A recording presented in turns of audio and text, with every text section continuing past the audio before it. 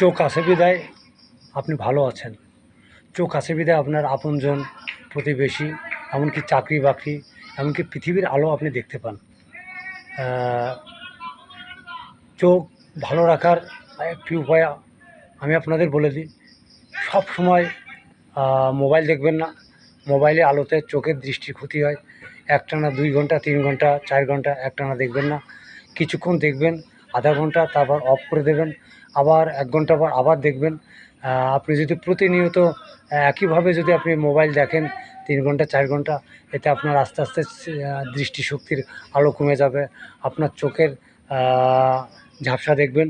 তাই এমন কোনো কাজ করবেন না যেটা আপনার দৃষ্টির পক্ষে ক্ষতিকর।